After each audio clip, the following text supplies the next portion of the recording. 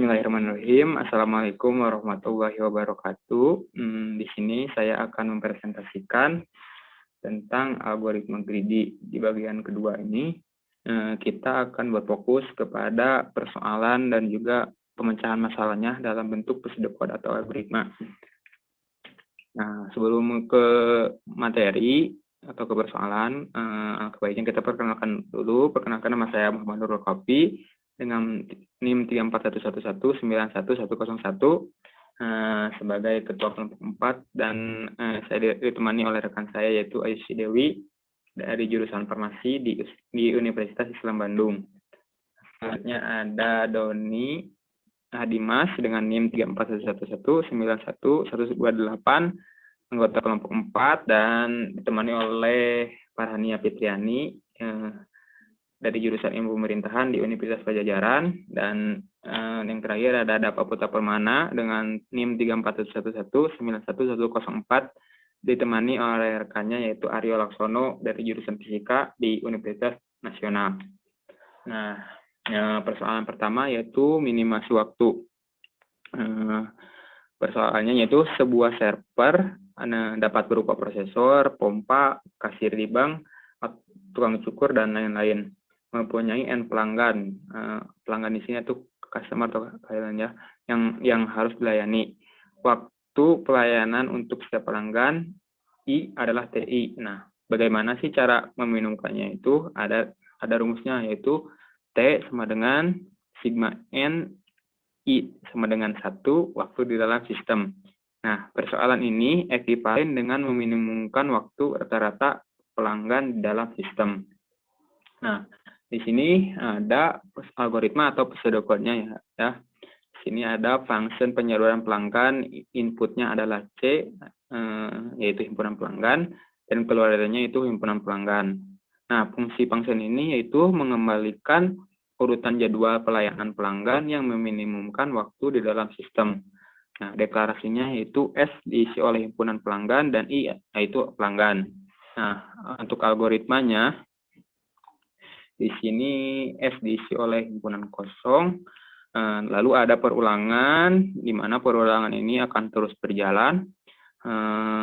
Kalau himpunan C, himpunan pelanggan C itu tidak sama dengan himpunan kosong. Nah, kalau seperti itu, maka akan dilakukan perintah di bawah ini. I diisi oleh pelanggan yang mempunyai TI terkecil, dan nanti sesudah itu maka akan dihapus dari himpunan C, lalu akan dimasukkan ke dalam himpunan S. Nah, kalau ini akan berhenti jika C sama dengan himpunan kosong. Setelah perulangan ini berhenti, maka akan di-return S atau solusinya seperti apa. Nah, di sini saya berikan contoh ya, atau saya berikan contoh seperti ini ya. Misalkan pelanggan 1, T1-nya yaitu 5, pelanggan 2, T2-nya 910, dan pelanggan 3, T3-nya yaitu sebenarnya 3. Nah, maka nilai-nilai ini akan dimasukkan ke dalam himpunan pelanggan C ya. Nah, di sini misalkan tadi nilainya 5, 10, dan 3. Nah, di sini kan karena di sini ada perintah untuk memilih pelanggan yang mempunyai TI terkecil, maka akan dipilih 3, lalu akan dimasukkan ke dalam himpunan ES. Nah, setelah itu akan dihapus dari himpunan C. Nah, selanjutnya juga sama seperti itu. Nah, seperti ini. Jadi urutan pelanggannya 3, 2, 1. Nah, untuk lebih jelasnya saya jelaskan lagi di sini. Tadi pelanggannya T1-nya 5, T2-nya 10, dan T3-nya sama dengan 3. Nah, karena di sini pelanggannya ada 3, maka kalau 3 ini difaktorialin, hasilnya 6. Jadi ada 6 solusi ya. Nah, di sini ada solusi 1, 2, 3 yang menghasilkan waktu 38. Di sini 38 menit atau apapun itu. 132 menghasilkan 31, dan terus ya, dan sampai ke sini gitu. Nah, setelah ini kita dapat simpulkan bahwa solusi yang tadi ini kan 312 hasilnya 29 dan hasilnya optimal ya, sama dengan yang seperti ini. Jadi dapat saya simpulkan bahwa algoritma greedy ini untuk penjadwalan pelanggan atau minimasi waktu akan selalu menghasilkan solusi optimum. Maka dari itu, algoritma greedy ini cocok dan layak digunakan untuk penyelesaian permasalahan penjadwalan pelanggan atau minimasi waktu. Selain itu, algoritma greedy juga tidak memerlukan waktu yang lama dalam melakukan pencarian pemecahan masalahnya. Nah, selanjutnya yaitu persoalan kedua, yaitu coin exchange. Ya. Di sini persoalannya itu pertukaran uang gitu, bagaimana. Nah, di sini ada strategi greedy-nya, yaitu pada setiap langkah pilihlah koin dengan nilai terbesar dari himpunan koin yang tersisa. Nah, di sini saya berikan contoh ya. Yang pertama ada misalkan koinnya 3, 5, 4, 3 dan 1. Di sini ada dua solusi. Yang pertama solusi greedy atau algoritma greedy, yang kedua solusi optimal. Ya, solusi optimal ini dibuat oleh manusia gitu, seperti kita, karena manusia itu cerdas gitu ya. Untuk solusi greedy akan menghasilkan 3 koin karena di sini yang pertama dipilih kan koin yang terbesar ya, 5 berarti. Kalau ditambah 4 tidak layak karena hasilnya nanti 9, kalau ditambah 3 8 tidak layak juga. Maka akan ditambahkan 1 jadi 6, tambah lagi 1. Jadi untuk menukarkan uangnya butuh 3 koin. Nah, kalau solusi yang optimal hanya butuh 2 koin. Nah, selanjutnya juga sama. Oh, ini tidak optimal. Nah, selanjutnya ada algoritma atau pseudocode-nya. Jadi seperti ini ya. Sebelum saya jelaskan pseudocode ini, saya sebutkan dulu bahwa di sini ada himpunan kandidat. Himpunan kandidat ini mempresentasikan nilai koinnya ya, misalkan koin 1, 2, 10, 25 dan seterusnya gitu ya. Dan ada himpunan solusi. Himpunan solusi ini nanti akan berisi total nilai koin yang dipilih tepat sama jumlahnya dengan nilai uang yang ditukarkan. Nah, selanjutnya ada fungsi seleksi. Pilihlah koin yang bernilai tinggi dari himpunan kandidat yang tersisa. Nah, selanjutnya ada fungsi layak. Nah, ini fungsi layak ini untuk memeriksa apakah nilai total dari himpunan koin yang dipilih tidak melebihi jumlah uang yang harus dibayar. Nah, selanjutnya akan saya jelaskan dan saya beri contoh untuk algoritma ini. Misalkan di sini ada function coin exchange-nya. Di sini ada input C himpunan kandidat, yaitu himpunan kandidat dan mengembalikan himpunan kandidat. Nah, function ini berfungsi untuk mengembalikan solusi dari persoalan coin exchange dengan algoritma greedy. Nah, masukannya yaitu himpunan kandidat C dan keluarannya himpunan solusi yang bertipe himpunan kandidat. Deklarasi X yaitu himpunan kandidat dan S adalah himpunan kandidat. Nah, algoritmanya yaitu S diisi oleh himpunan kosong. Nah, ada perulangan di sini. Jadi perulangan di sini ada kondisinya, di mana kondisinya jika solusi tidak ditemukan dan C tidak sama dengan himpunan kosong, maka akan dilakukan perintah di bawah ini. Nah, X diisi oleh seleksi C.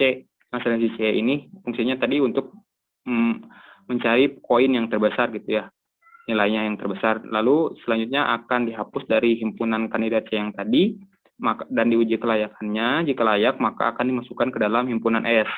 Nah, di persoalan ini atau perulangan ini akan selesai atau berhenti jika solusi sudah ditemukan dan C sama dengan himpunan kosong. Nah, di sini setelah perulangan berhenti ada pengecekan kembali.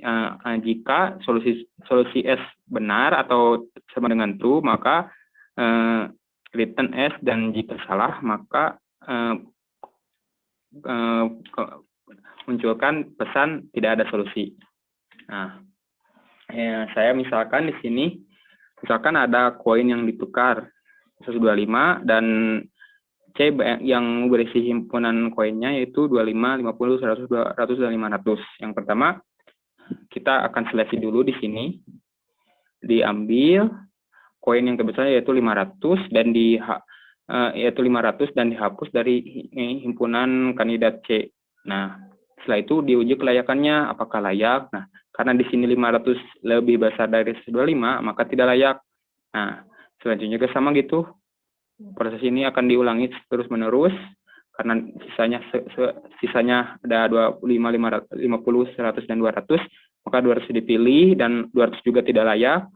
Nah, di sini ada selanjutnya 100 ya. 100 itu kan kurang dari 25, maka 100 itu layak dan dimasukkan ke dalam himpunan S. Nah, selanjutnya ada 50. 50 kalau ditambah 100 hasilnya 150, maka koin 50 ini tidak layak untuk dimasukkan ke dalam himpunan S. Nah, selanjutnya ada koin terakhir 25, hasilnya jadi kalau ditambahin jadi 25, maka solusi ditemukan. Nah, setelah saya membuat algoritma dan melihat contoh-contohnya, saya dapat simpulkan bahwa algoritma greedy untuk coin exchange tidak selalu menghasilkan solusi optimum, tetapi algoritma greedy ini tidak memerlukan waktu lama dalam melakukan pencarian pemecahan masalahnya. Mungkin sekian dari saya. Bagaimana untuk rekan saya, Ayu? Apakah dimengerti?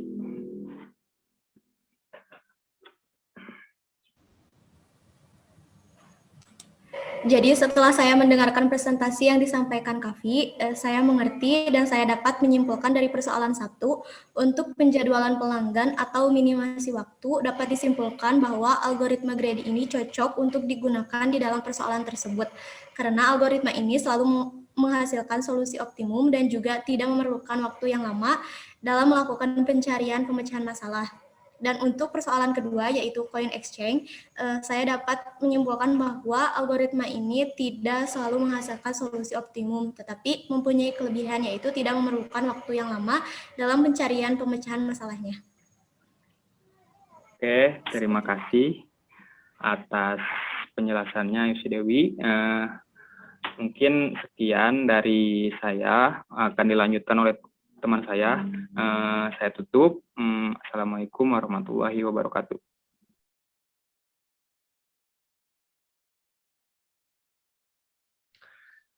Baik, saya Doni Hadimas Aprilian akan melanjutkan untuk masalah persoalan faksional knapsack.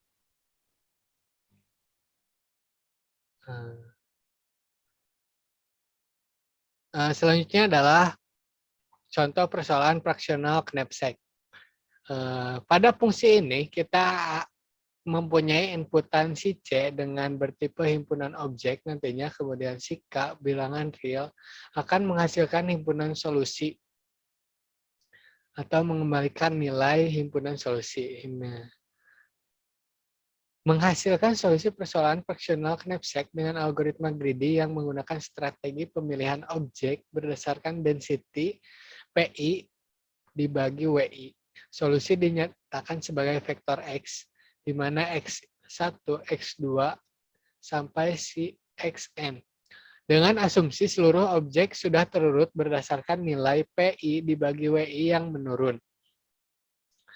Setelah itu, ada beberapa variabel yang digunakan untuk penyelesaian fungsi ini. Yang pertama ada I, total bobot, yang bertipe integer, kemudian masih muat utuh yang bertipe boolean, kemudian ada X yang bertipe himpunan solusi, yang nantinya adalah untuk menyimpan hasilnya. Yang pertama, kita melakukan perulangan. Untuk si X, di sini I-nya adalah 1, kemudian kita inisialisasi dengan 0. Setiap objek I diinisialisasi dengan 0 atau dikosongkan terlebih dahulu. Setelah perulangan selesai, maka si I ini diinisialisasi dengan 0, total bobot juga diinisialisasi dengan 0, si masih muat utuhnya kita inisialisasi dengan true. Setelah diinisialisasi, kita masuk ke perulangan. Jika si I yang tadi ini adalah 0 kurang dari sama dengan si N, dan si masih muat utuh ini sama dengan true, maka akan masuk ke dalam perulangan yang di bawah. Yang pertama, si I yang tadi 0, si inisialisasi I ditambah 1, berarti si ini otomatis berubah jadi 1. Akan masuk ke perbandingan jika total bobot ditambah si C, WI, kurang dari si K. Si K di sini adalah modal lah istilahnya. Maka akan dilakukan pemasukan objek I ke dalam si knapsack. Si knapsack X yang berindeks 1 diisi oleh 1, kemudian si total bobot diisi total bobot ditambah si C yang tadi himpunan objek WI dimasukkan ke dalam variabel total bobot. Jika selain total bobot plus C ini kurang dari K atau maksudnya lebih besar dari si K, maka akan otomatis masuk ke masih muat utuhnya. Kita inisialisasi dengan 4. Si himpunan solusi XI diinisialisasi dengan K dikurang total bobot dibagi C WI. Jika perbandingan ini selesai, maka akan turun, kemudian akan naik kembali. Perulangannya dilakukan terus-menerus sampai si I ini lebih besar dari si N dan masih muat utuhnya sama dengan false, maka akan otomatis keluar dari perulangan. Kemudian akan dikembalikan nilai si X atau nilai hasil himpunan solusinya. Untuk contoh persoalan lain adalah dengan persoalan monopoli. Misalkan seorang pemain yang baru memulai permainan memperoleh modal sejumlah M rupiah dan disediakan petak-petak daerah sebanyak N buah di dalam permainan untuk dibeli oleh si pemain. Setiap petak memiliki properti atau cost dan keuntungan atau profit masing-masing. Objek persoalan ini adalah memilih petak-petak yang akan dibeli sedemikian sehingga memaksimumkan keuntungan. Untuk penyelesaian persoalan monopoli ini, kita akan menggunakan metode di bawah ini. Yang pertama adalah greedy by density, yaitu melihat permasalahan berdasarkan perbandingan antara keuntungan dan harga yang diraih. Kemudian ada greedy by profit, yaitu melihat permasalahan berdasarkan keuntungan yang didapat. Kemudian greedy by cost, yaitu penyelesaian masalah dengan melihat harga dari petak-petak tersebut. Langkah pertama untuk pembuatan prosedur yang dibutuhkan, berhubung tidak ada whiteboard, jadi saya menggunakan metode seperti ini dengan menggunakan panah. Semoga lebih bisa dimengerti. Yang pertama, kita harus membuat prosedur-prosedur atau metode-metode yang akan dibutuhkan nantinya. Yang pertama yaitu prosedur urut by density, yang mengurutkan petak-petak berdasarkan density, yaitu profit dibagi cost. Kemudian ada prosedur urut by profit, yang mengurutkan petak-petak berdasarkan profit atau keuntungan pada tiap petak. Kemudian ada prosedur urut by cost, yang mengurutkan petak-petak berdasarkan harga pada tiap petak. Langkah selanjutnya adalah membuat fungsi utama untuk penyelesaian masalah ini. Yang pertama, kita membuat variabel M, yaitu untuk modal yang bertipe integer, kemudian si C himpunan petak, kemudian metode bertipe string yang akan menghasilkan solusi himpunan petak. Mengembalikan nilai himpunan petak yang terpilih dengan modal si M, domain himpunan petaknya adalah si C, dan MTD adalah metode pencarian yang dipilih. Selanjutnya setelah pendeklarasian nama dari fungsinya, kita melakukan pendeklarasian untuk variabel-variabel yang dibutuhkan. Yang pertama ada cost, I dan J yang bertipe integer, kemudian si H adalah himpunan petak adalah untuk menyimpan hasil dari penyelesaian masalah. Setelah itu, langkah selanjutnya adalah pemilihan metode. Jika si metode yang dipilih adalah density, maka akan dilakukan prosedur sort by density. Jika metode MTD atau metode yang dipilih ada profit, maka akan dipilih prosedur sort by profit. Jika tidak keduanya, maka otomatis akan disort by cost. Setelah pemilihan ini selesai, kita harus menginisialisasi si variabel-variabel tadi, si cost, I, dan J ini diinisialisasi dengan 0. Setelah variabel itu diinisialisasi dengan 0, langkah selanjutnya adalah melakukan perulangan untuk menentukan si cost. Perulangannya adalah jika si cost ini masih kurang dari si modal, si M tadi modal kan, dan si I ini kurang dari 22, maka akan otomatis masuk ke perulangan. Nah, di dalam perulangan ini ada perbandingan juga. Jika si cost ditambah C, I yang tadi adalah 0, indeks 0, di get cost ini adalah metode untuk mengambil isi dari si C atau himpunan petak ini yang ada di indeks si 0 ini, kurang dari si M modal, maka dilakukan penginisialisasian si cost diisi oleh cost ditambah isi dari si himpunan C, himpunan petak C ini berindeks 0 tadi, isinya dimasukkan ke dalam si cost. Kemudian si H, himpunan petak J yang tadi kan adalah 0 diisi oleh si C yang berindeks 0 tadi. Kemudian si J ditambahkan supaya perulangan ini menjadi perulangan tidak berhenti. Nah, jika si perbandingan ini selesai, maka akan keluar si I ini ditambah 1 untuk menambahkan tadi si perulangan ini supaya bisa berhenti. Si perulangan ini bisa berhenti ketika si cost ini lebih besar dari modal dan si I lebih besar dari 22. Maka setelah perulangan ini selesai akan otomatis turun masuk ke dalam langkah selanjutnya, yaitu mengembalikan nilai H atau hasil dari himpunan petak yang kita selesaikan tadi. Segitu saja prosedur untuk penyelesaian monopoli ini. Apakah sudah jelas? Atau ada yang ingin ditanyakan? Sudah cukup. Menurut pemahaman saya tadi yang fungsi ini tuh kan untuk salah satunya itu untuk menyelesaikan permasalahan monopoli. Ya. Di mana pertama-tama itu kita harus milih metode dari yang 3 tadi, dari yang density, profit, sama cost, yang mana yang mau dipakai. Nah, terus dari masing-masing variabel tadi kan ada contohnya itu variabelnya ada cost, I, dan J yang diinisialisasi dengan 0.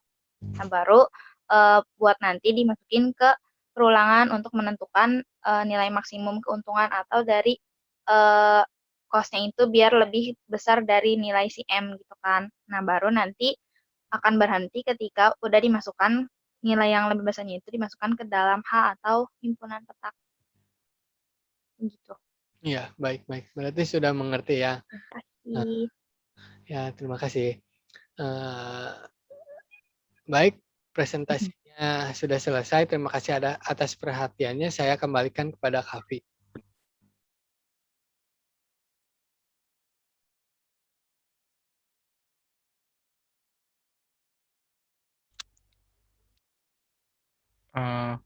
Baik, karena persoalan 1 tuh misalkan ada A berisi 4 job. Pertama P1 itu P2, P3, P4. 50, 10, 15, 30. D1, D2, D3, D4, 2, 1, 2, 1. Ada functionnya, itu job scheduling 1. Parameternya itu D1 sampai N, itu array of integer, P sampai N itu array of integer. Hasilnya adalah himpunan job, lalu deklarasi. I dan K adalah integer, lalu J adalah himpunan job solusi. Algoritmanya, J diisi himpunan kosong karena solusinya belum ditemukan. Lalu ada pengulangan for. Untuk I diisi 1 sampai N, maka lakukan K, diisi job yang mempunyai PI adalah profit yang terbesar. Lalu masuk ke if, di if semua job di dalam J gabungan himpunan K layak, maka akan masuk, maka akan terpenuhi dan J akan diisi J gabungan himpunan K. And if untuk perulangannya akan terus berjalan sampai I ini mencapai N. Lalu N4, lalu akan return J. Hasilnya, solusinya itu J ini. Nah, untuk pada persoalan ini, kita cobakan pada algoritma ini. Langkah yang pertama, J diisi himpunan kosong, seperti ini. Lalu, ke satu itu, perulangan di sini mencari job yang mempunyai profit terbesar.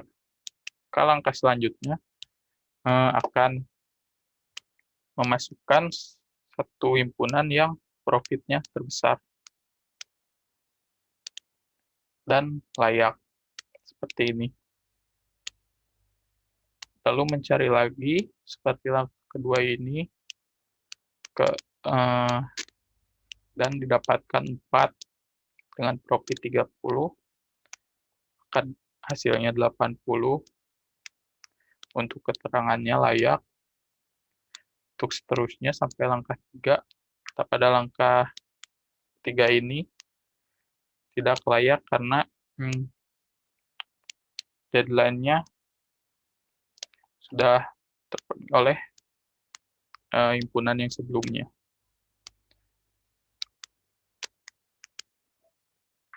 Maka dari persoalan tersebut diperoleh solusi optimalnya adalah J diisi himpunan 4,1 dengan F itu sama dengan keuntungannya 80. Untuk persoalan kedua, nih mesin tes memiliki 6 job, N sama dengan 6, P1, P2, P3, P4, P5, P6, tuh 10, 60, 35, 40, 15, 20. Lalu ada deadline D1, D2, D3, D4, D5, D6, tuh 1, 2, 3, 1, 2, 3.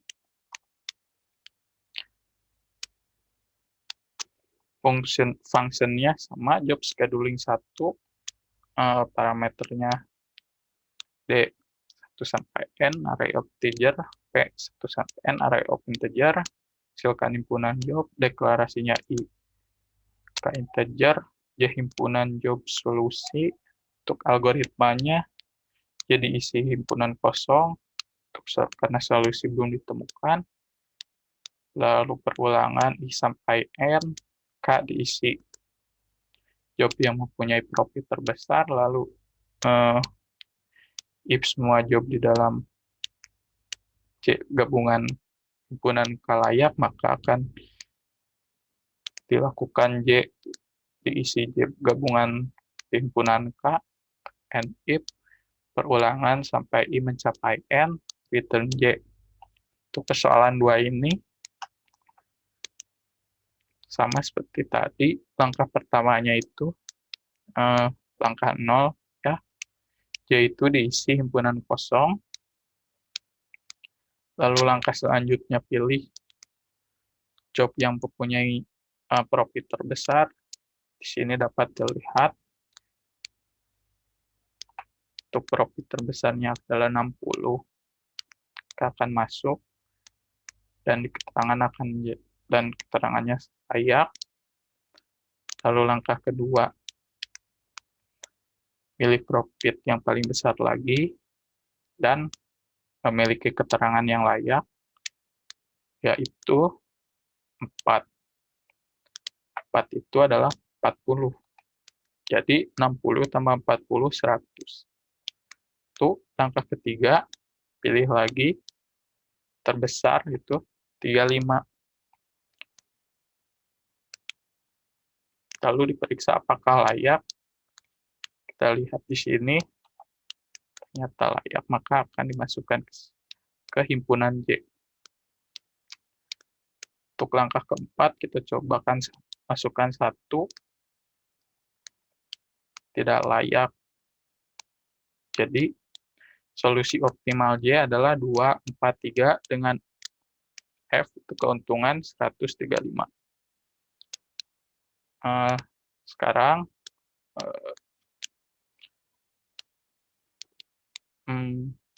persilahkan untuk menjelaskan pseudocode dari job scheduling 1 ini.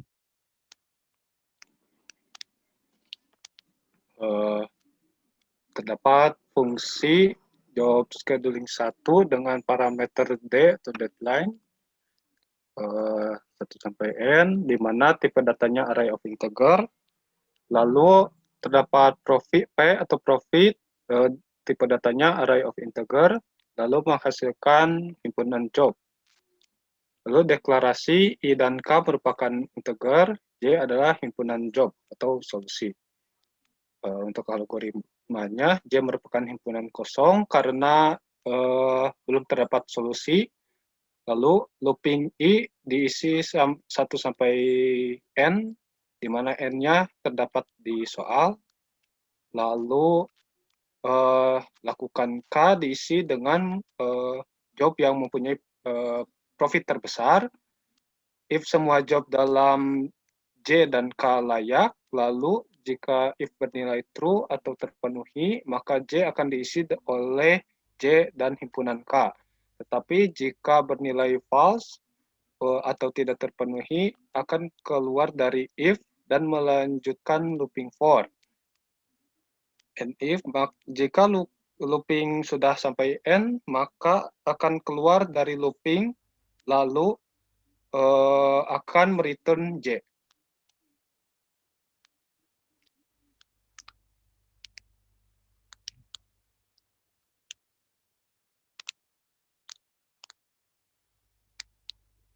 Baik, sekian dari saya. Mohon maaf bila banyak kesalahan. Wassalamualaikum warahmatullahi wabarakatuh.